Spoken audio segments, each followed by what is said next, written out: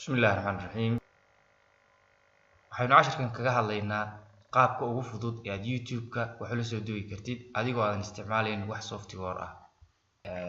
waxaynu soo furaynaa hadaba browserka markaas aad isticmaalaysid. tusaale ahaan waxaan isticmaalayaa browserkan, kadibna waxaan la ku qorayaa youtube.com.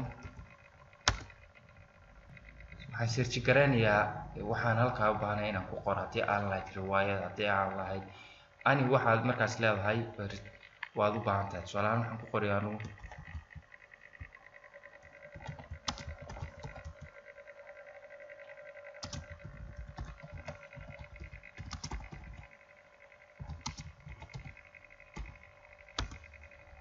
kadibna waxaan leeyahay enter.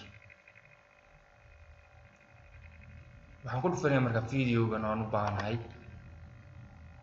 inaan la soo dego si fudud aanan wax application isticmaalayn.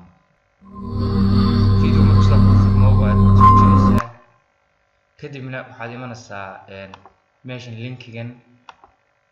waxaan dul tegayaa meeshan ay ku qoran tahay www.ka horteeda dhinaca dambe YouTube-ka xigta ayaan saarayaa cursor-ka, kadibna halkaa waxaan ku qorayaa ss.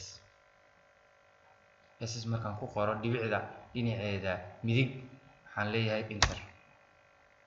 kaliya ss bas bay ku qoraysaa, kadibna waxaad leedahay enter. waa qaabka ugu fudud ee aad YouTube-ka wax la soo degi kartid. uma baahnid inaad software la soo degtid videoga lagu soo dejiyo. easy way si fudud. kadibna waxaad halkan ku dooranaysaa meeshan ya button-kana click siinaysaa, kadib halkan ayuu video imanaya. kadibna waxaad u jeedaan mp4 inuu inoo yahay videogani. halkan waxaad ka dooranaysaa haddaad mp4 3g marbaad ka hadis leedahay waad u baahan tahay, laakiin sida caadiga case aynu iskaga dayn. kadibna waxaad dooranaya calaamadan download-ka. waad u jeedaan in downloading oo ina doortay, kadibna waxaan leeyahay download.